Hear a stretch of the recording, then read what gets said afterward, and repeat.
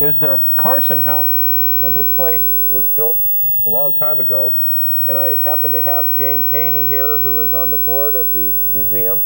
And maybe, James, you could kind of tell us a little bit about the history, and then be so gracious, we could kind of go in and get a little bit of tour of some of the exhibits in there. But first of all, when was this house first built, approximately?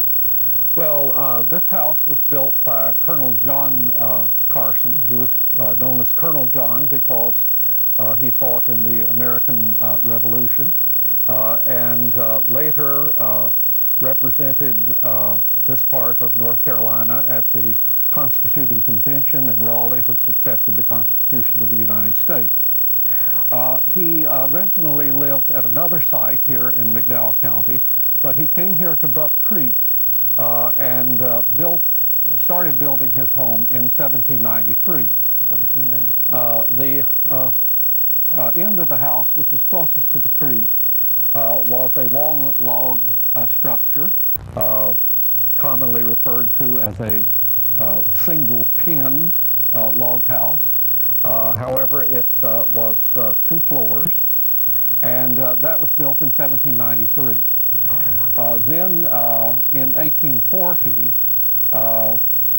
the house was added on to this second chimney here, for instance, and expanded a bit to the back.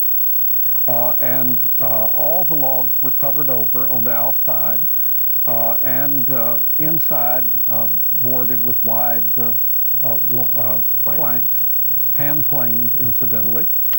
And at that time, the house was given a number of decorative features which are typical of the Federal period, and made it a very gracious house. And indeed, I don't know for sure, but I doubt that there was more than 1 or 2 other houses in the county that would have come anywhere approaching it in terms of luxury. So it was a really nice place. Yes. So basically what you see today is the house from 1840. Well, maybe we could go inside and take a quick tour of some of the highlights of the exhibit, and we appreciate it. Okay, very good. So this is the Colonel, and I hear that the family was pretty successful as far as gold mining goes. Yes, they were a relatively well-to-do family before gold was discovered. And when gold was discovered in the Brindletown area of what is now Burke County, the Carsons were among the first people to purchase gold mining land. And Colonel John and 3 of his sons purchased a very rich 50-acre tract of land, and they were very successful in mining there. Well, I heard that the discovery of gold in the area here led to a mint, the Beckler Mint. Is that correct? That's exactly right.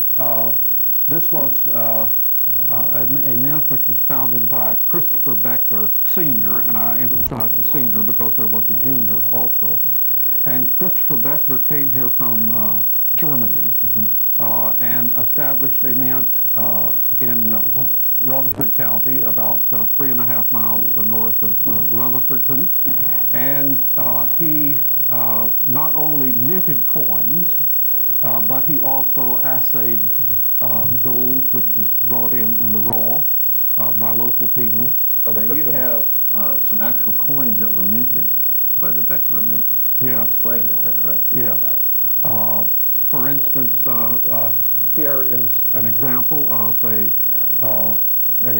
$1 gold coin, which was minted by August Beckler, Christopher Beckler's son. This was minted in 1842. 1842. Wow. Yes.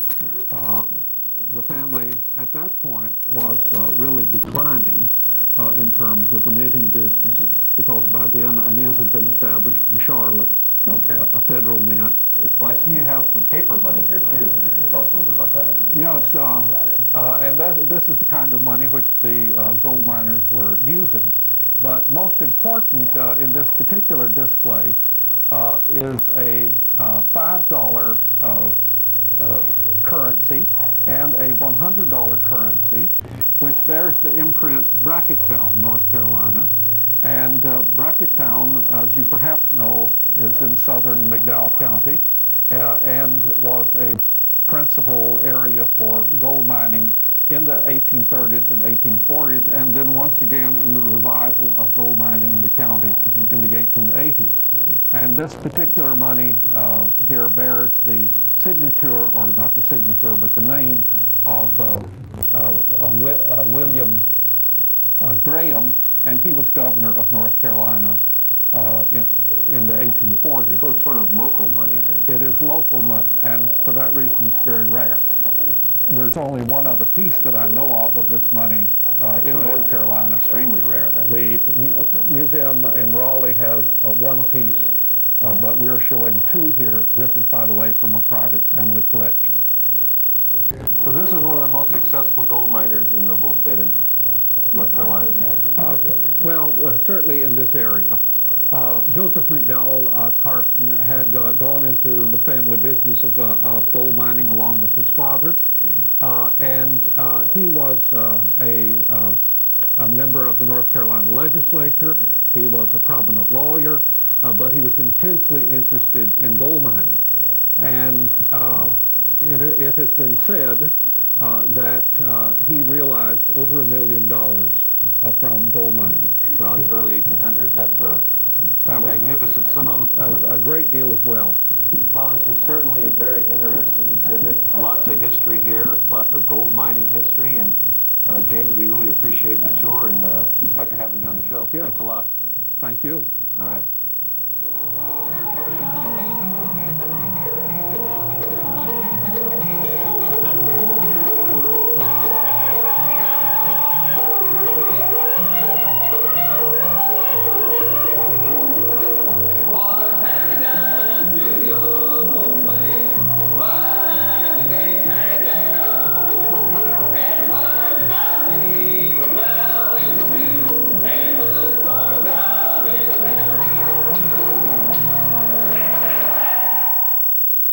GPA and the LDMA is sponsoring an outing at a rich placer gold deposit site. Bring your RV or tent and stay at our beautiful new campground. Participate in the common mining operation, get your share of the gold. There'll be classes on panning, how to use a GPS, metal detecting, treasure hunt, potluck dinner, and all kinds of family fun. The outing is at Blue Bucket, Oregon, September 28th through October 2nd. Call 1-800-551-9707. Hey, excuse me. Would you mind jumping on the back? I want to see how it feels. Thanks.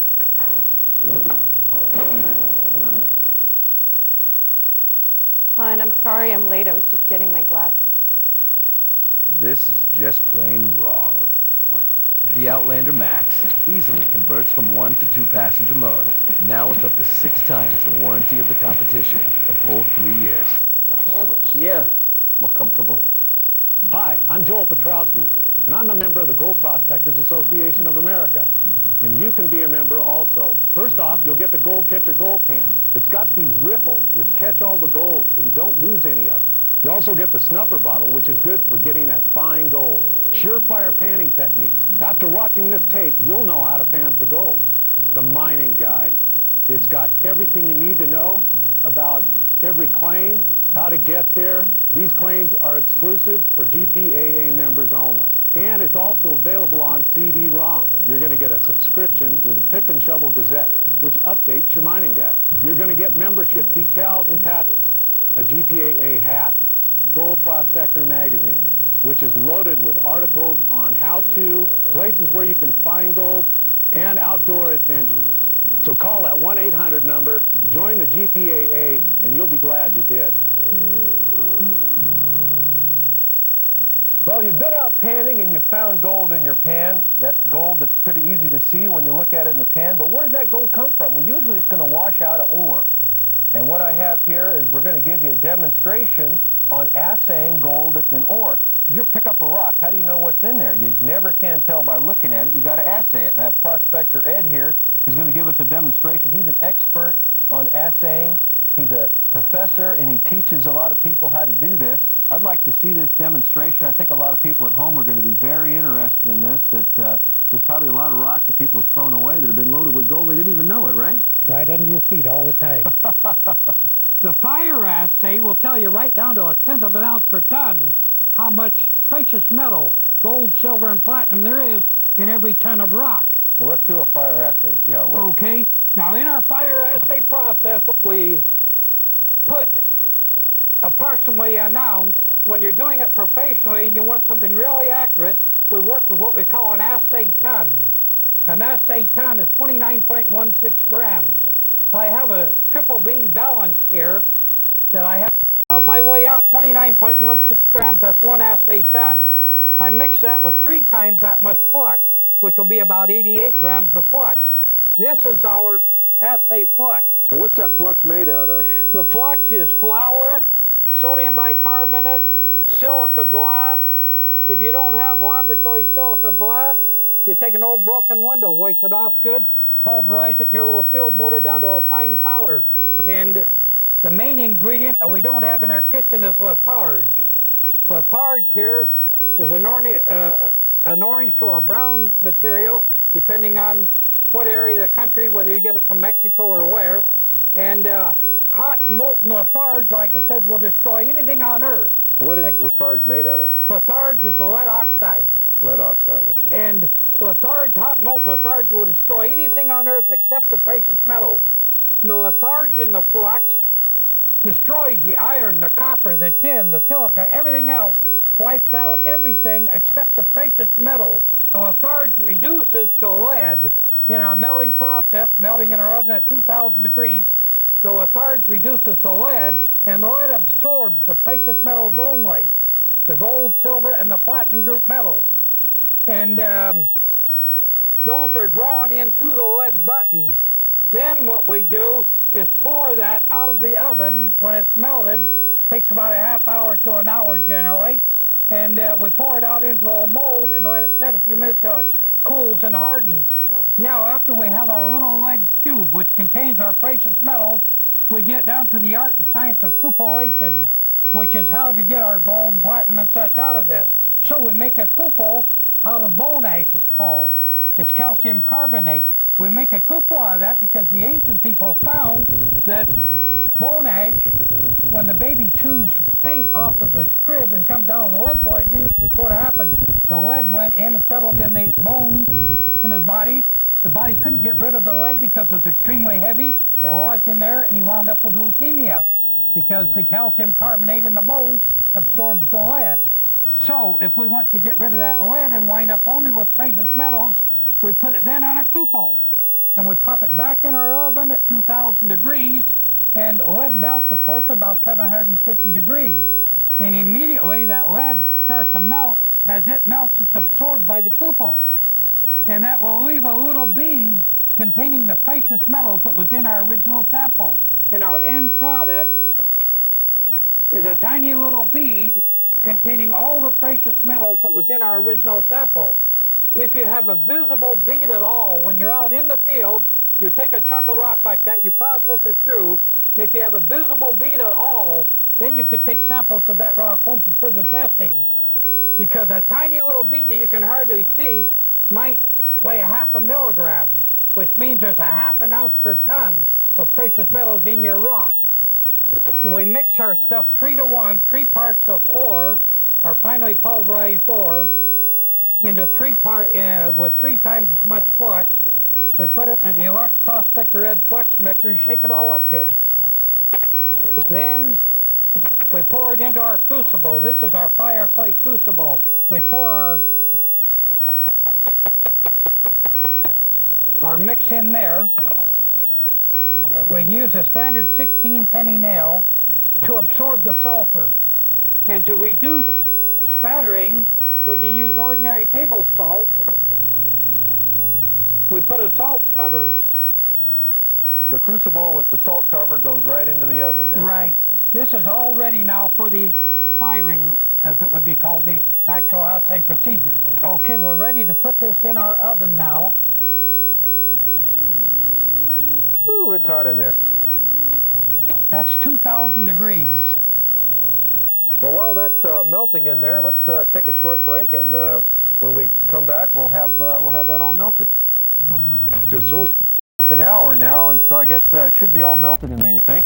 Should be all ready to come out now. All right, well, let's pour it out and see what it looks like. Now this is the end product of our assaying procedure. We've cooked our mineral and flux mix. Woo, We take it out now, and again we're dealing with 2,000 degrees of temperature here. Yeah, see, that's our lead button there. We have another one here. I'll put it on 2 cupels. This pounds away all the remaining slag. All of the silicates and everything on there, you see, we're removing enough of them to where they won't interfere in our cupellation. So now we have the lead there containing our precious metals. You got to be careful not to grab that with your fingers, huh? Oh yeah, it'll be hot for a long time. So now we cupel that down and Now absorb the lead, and the gold will be left. I have a couple of beads here. We'll see if we can. So right now it's sort of still soaking into the cupel. Yeah, we've got a lot of impurities yet, and that, well, What's going on that cupel right now is the lead is actually soaking into the bone ash material, and it's leaving the precious metals behind. And when it gets all done volatilizing, what you'll be left with is just precious metals left in there, if that cupel can soak up all the lead that's in there. Well, we really appreciate having you on the show today. This has been a really interesting experience. We've never done a show on assaying before, but I think a lot of people find it interesting. And we really do appreciate you having you on the show today, Ed, and good luck in your future assaying. well, that's really what it's all about. This is the end product for the prospector. That little bead represents his precious metals, and each milligram that weighs represents an ounce per ton of precious metals in the rock. That's the system whereby you can... Well, once you figure out how much is in there, that's when the fun starts. When you say you're going to work and crushing it. Well, the secret to prospecting today is in knowing what's in that chunk of rock. And when you can take that, hammer it down to a fine powder, process it through the process yourself, and if you get a gold bead like that in there, you're multi-rich. All right, well, thanks again. That's what it's all about. Thanks a lot. Thank you. Well, every once in a while, folks, on this show, I get a chance to meet someone really special. I got a couple of gentlemen here, and they were together on a digging project, and they were digging for gems, and they found the largest emerald ever found in North America. And boy, what a special find that would be. It's been published in different books. The gentleman I have here is Robert Reitzel and Johnny Williams. And maybe, gentlemen, you could just tell me a little bit about that day that you found that discovery. Well, I found the vein on a Wednesday afternoon, and what you hunt for is a quartz vein. And I found this quartz vein in the plowed field, and it's fixing to plant corn. And I drilled an auger down in to check it out, and it looked good. And I went home, and then I called Williams and another guy to help me dig it. And we went back and dug it out. And we got down about 4 or 5 feet and hit a pocket of emeralds, and it's probably, well, the largest one was 1,498 carats, and 1,498 carats. Yeah, and the next one was 900 carats, and it was in a V shape. And then the rest of them was about 75 to 80 carats. Wow. And 4 of them has been published in magazines. And the big one is probably the most photographed mineral that's ever been found, because it's been in magazines. I try to collect them all, but I know I hadn't got them all, but I've got a lot of them. So where is that specimen now?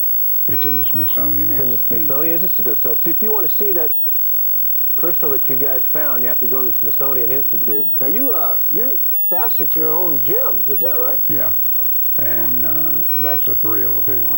Yeah, well, I see a bunch of jewels here. Did you do those yourself? I did all of those. You did all of these? Wow, look at that. Those are really pretty. There's a lot of work going into that. Yeah. That's amazing. That's just a plain piece of quartz. Plain old quartz, and it's one of the prettiest crystals you ever want to look at. Well, you did a good job on that. That's a pretty flawless piece of quartz, too. That's 97 carats. I mean, 97 facets in there. 97 facets. Where an ordinary diamond cut is 49, and I double it. Wow. So when you found this crystal, did you know what you had when you found it? Oh, yes. I can imagine. What he about to have was a stroke. Just about a stroke, huh? I busted some dirt clods around that hole. So, you obviously, after you found that big one, did you fill your hole in and go back again, or did it get planted with corn? Is it still planted with corn today? We pretty well cleaned it out. Well, he quit planting corn because then news got out and there's about 300 to 400 a day coming in there. And he made more money than he did off the corn. Well. So he didn't plant the corn.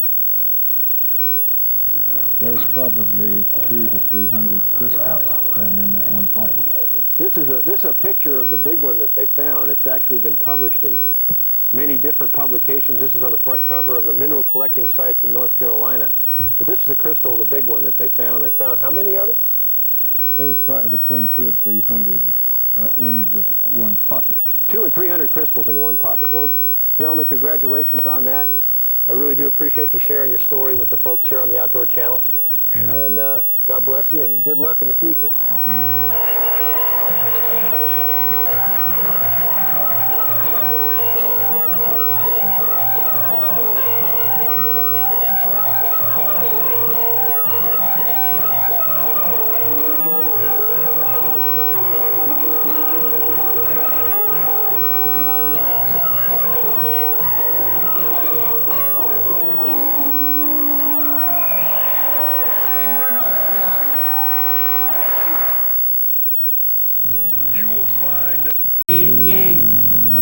And a four-wheel drive. I'd be better if you shot me, 'cause gold fever's really got me, and I'm hooked as long as I'm alive. Go, go, go, go, go, go, fever, ba, ba, ba, ba, go, go, go, go, go, go, fever, ba, ba. I got vacuum cleaners guaranteed to suck gold like tornadoes suck up rocks to play. Special hammers for breaking up stuff, exposing nuggets to the light of day. With my long hip waders like old gumboot bills, a water bag and gold pans too. I'm loaded for bear and I'm headed out there. Come along if you're a hankering too. There's no easy vaccination for your baby hind. The bite isn't fatal, but to all else you're blind. You can put out the lights when the gold back bites, 'cause gold fever's got you.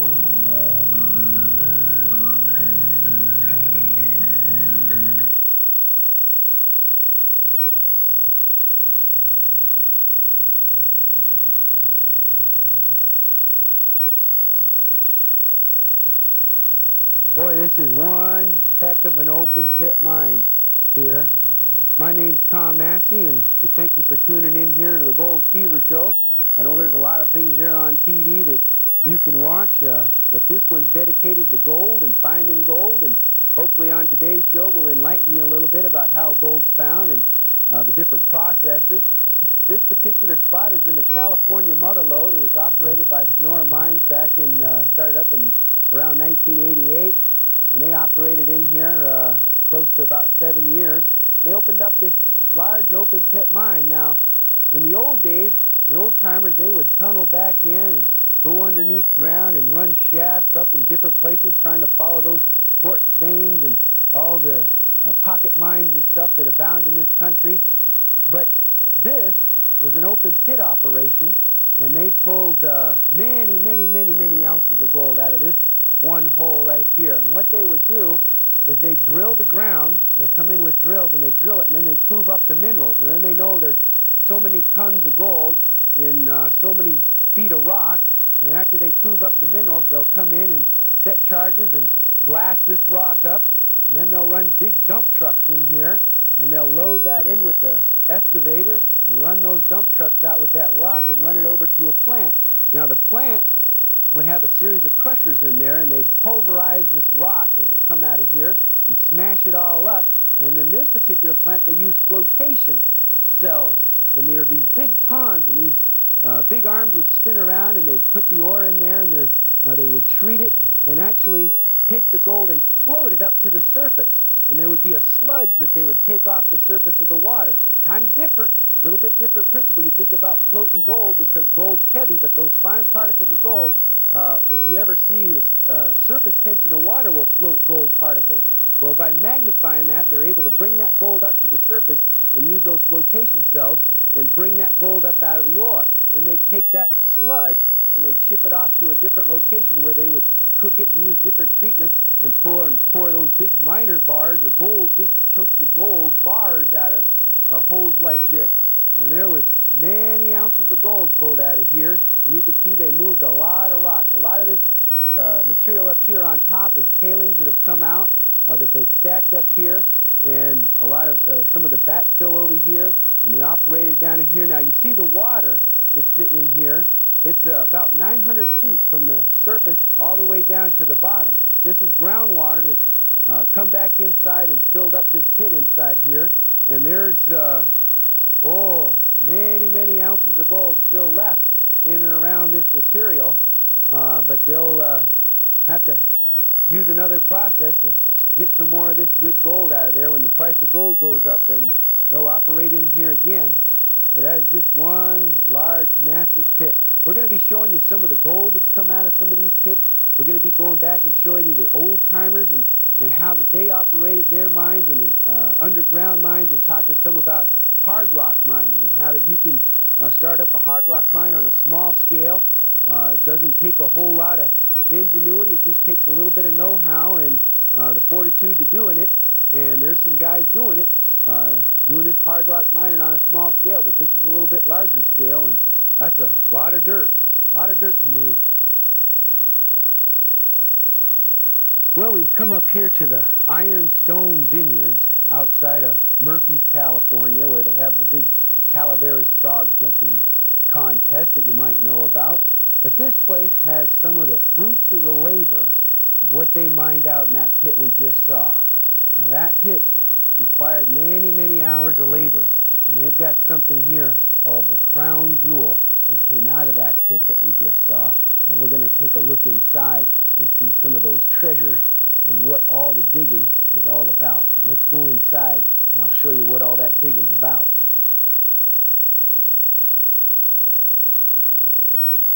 This is the Ironstone Heritage Museum and Gallery.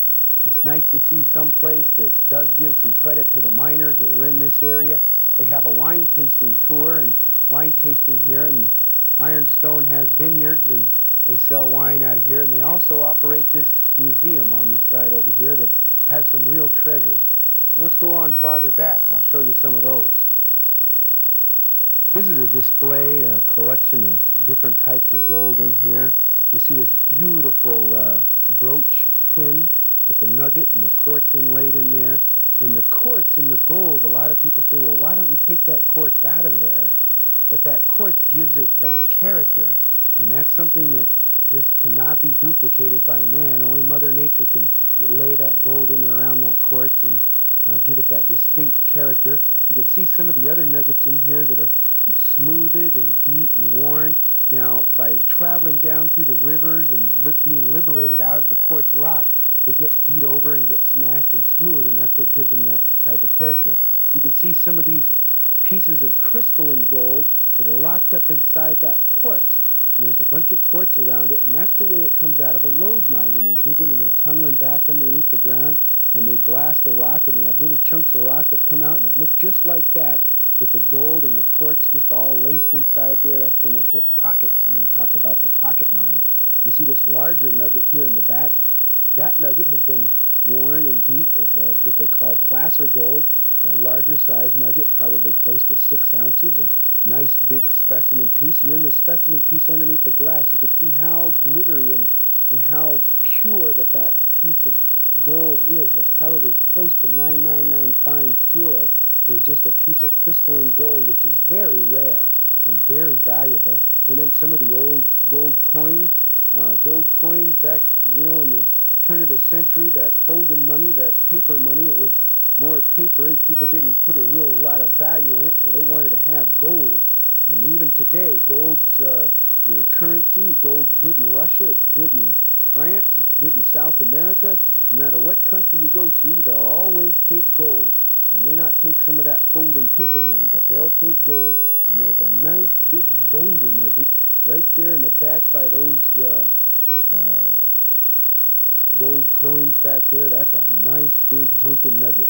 Sure would like to find something like that. Now there's some more gold that's even more impressive. I don't know how you can figure that you get more impressive than the gold inside this case, but we're going to get more impressive and show you some gold right over here.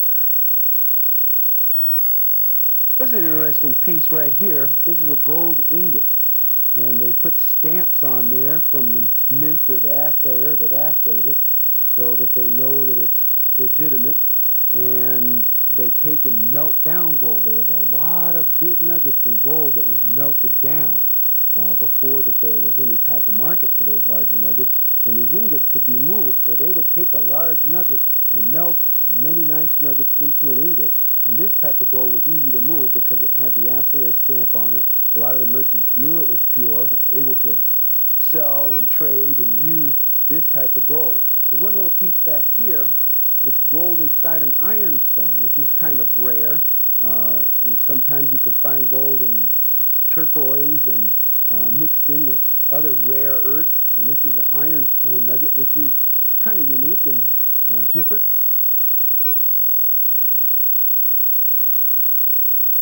Boy, that has got some weight to it. Did you find this nugget? No, I didn't. That came up from Australia. Wish you found it, huh? I would like to have it. And this is on display here, and it's for sale. Mm-hmm. And what's the asking price? They're asking $58,000 for that piece of gold-bearing quartz. $58,000, so I don't want to drop it. No. Wow. It'd be a nice paperweight, though. And this was found in the gold fields of Australia? Yes. And boy, there is just many nice specimens in here, and these are all for sale? Yes, they are. We've got one over here that's a nice nugget for a little over $1,000. Mm-hmm. And other kinds of specimens. For a person that's into collecting specimen gold, this would be the place to come, because you can just collect up all kinds of different crystalline gold, gold in quartz, big hunking gold chunks like this. Here's another piece for a little under $5,000. You know where this one come from? I believe most of these specimens did come up from Australia, although Mm-hmm. some are from Northern California. Mm-hmm. Boy, that's a nice piece right there. Do you know how much that one weighs? This one weighs in at 105 grams. 105 grams. We'll have to figure out how that is in ounces. Boy, this is a really nice piece. And here's some other pieces of gold and quartz and nuggets and specimen pieces and all kinds of really nice jewelry. We can get a look here and see the different prices that they have. This nugget here is a little under $800.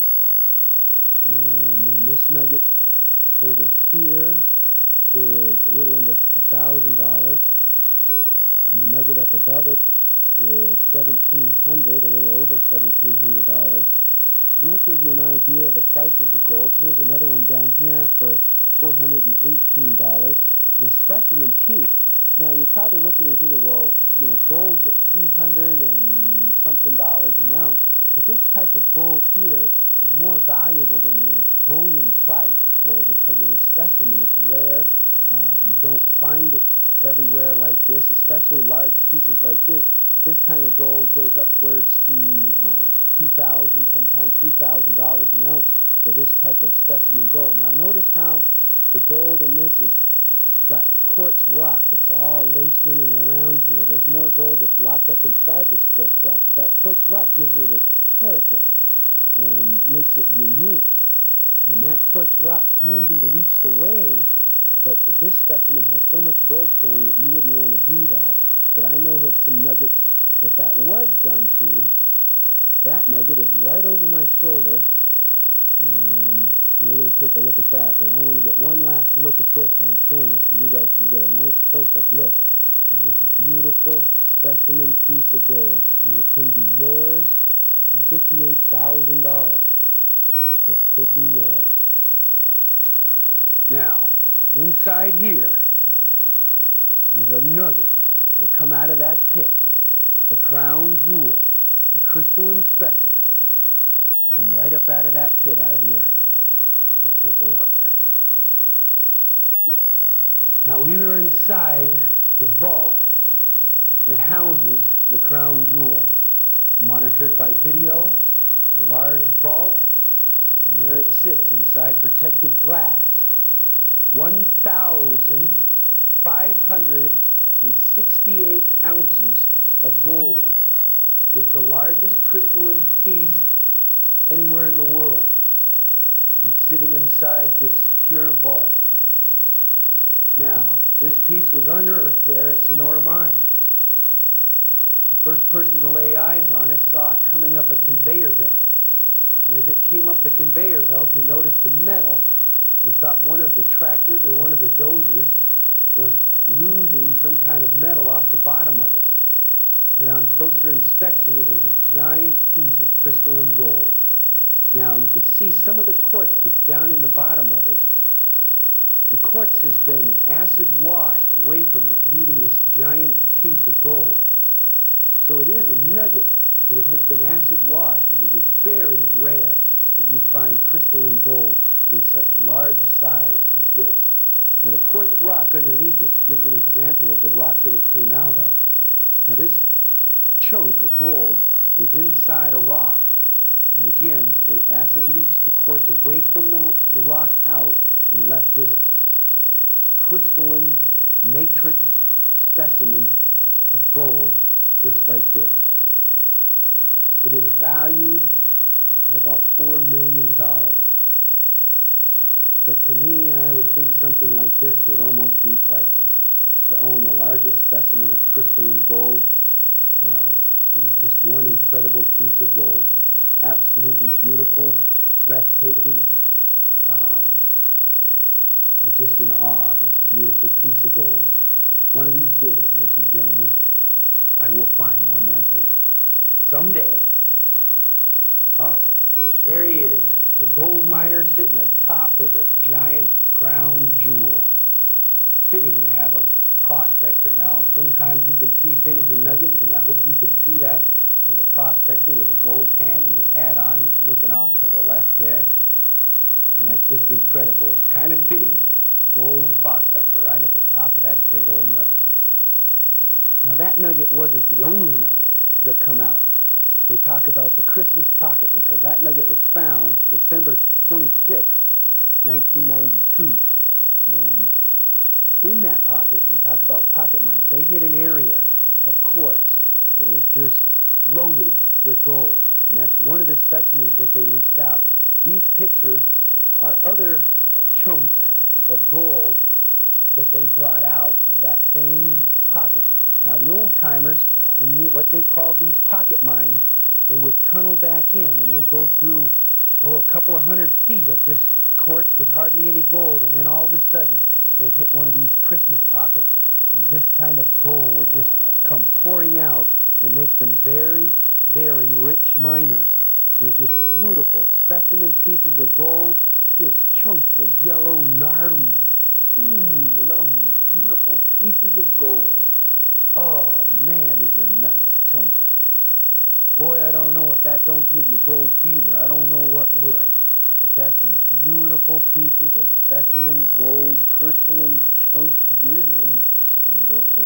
Man, beautiful gold. Beautiful. This is the area before the mining started, and the little circle right here is the spot where the big crown jewel came out of, and this was when they were getting ready. Now, there were some hard rock mines that were tunneled back in here before the operation started. Then they open pitted it down here. You could see the early stages of the mine when they started to open pit. It was easier for them to get permits and to run safely by opening pitting it than to tunnel underneath the ground. And they were able to get down to a distance where they could get into those good ore bodies. And then this picture down here, you could see how it was terraced. how they would use the backhoe to load the loaders up and haul the material out. And that was just an incredible find that they made down in that pit. Go, go, go, go, go, go, pee, ba, ba, ba, ba, ba, go, go, go, go, go, pee, ba, ba, ba, go. Welcome to the Gold Prospectors Association of America's Summer Giveaway, where you can win valuable gold prospecting prizes just by joining, renewing, or upgrading your membership to the GPAA. Just look at these great prizes you can win. A 3-inch Keen mini dredge, gold specimen from Rock Dock, Camel Mining Mountain gold trommel, Garrett Scorpion metal detectors and panning kits, TNA Marketing's Pocket Brights, Pioneer Mining Deluxe Space Saver Kit, outdoor channel gear, GPA 5-day outing, gold duster recirculating power sluice, 14-karat necklace with gold nugget from Miners Keepers, and GPAA 2006 Alaska Expeditions. Plus, that's not all. The first 100 to respond receive a free Trinity Bowl gold pan and will be entered into the drawing to win the sweepstakes prizes. Call 1-800-551-9707. And remember, all major credit cards are accepted. The GPA Summer Giveaway, the summer to join, renew, upgrade, and your chance to win valuable prizes. Hi, I'm Joel Petrowski, and I'm a member of the Gold Prospectors Association of America. And you can be a member also. First off, you'll get the Gold Catcher Gold Pan. It's got these riffles which catch all the gold so you don't lose any of it. You also get the snuffer bottle, which is good for getting that fine gold. Surefire panning techniques. After watching this tape, you'll know how to pan for gold. The mining guide. It's got everything you need to know about every claim, how to get there. These claims are exclusive for GPAA members only. And it's also available on CD-ROM. You're going to get a subscription to the Pick and Shovel Gazette, which updates your mining guide. You're going to get membership decals and patches, a GPAA hat, Gold Prospector magazine, which is loaded with articles on how-to, places where you can find gold, and outdoor adventures. So call that 1-800 number, join the GPAA, and you'll be glad you did. Well, here we are, one of the old pocket mines. Now this area right here, you can look up here and see all this overhang, see all this fractured rock right here. This is dangerous, ladies and gentlemen. Even though we are just over the hill from that big pit where that big nugget was pulling out, and this is kind of way the old-timers were able to cheat. They couldn't move all that in open pit, something that large, so they had to find those quartz outcroppings on the surface and follow those quartz outcroppings back into the Mother Earth and follow them back and pull that gold out in a poor man's style. Now this particular mine right here, a lot of people ask, well, how did they know to dig here? And that's because they prospected up through this gulch, and when they were digging, they came across some rock. And we'll find some of it back inside here, but some quartz rock. And when they saw that quartz rock, and they crushed it up in their little mortar and pestle, and they crushed it up, and they got yellow gold out of it, they knew they had some good quality gold. And they knew that if they worked back inside here, that they would find chunks and maybe a pocket, like we saw earlier, of that rich gold. And there was many a miner who did. There were some that didn't. There were some that dug holes back in and went all the way back in and came very close to finding it and left it just the other side, a couple of feet inside that rock. Now, this stuff is dangerous. Now, I'm going to do one of those cardinal things, you know. Do as I say, don't do as I do, but don't go back in these old mines unless you know what you're doing. These things can be dangerous. They can cave in on you just like that, and you can get trapped inside there. It's a very dangerous thing to do, so don't do as I do. Just take advice. But I'm going to take a peek on back inside here and get my light fired up, and we'll take a look.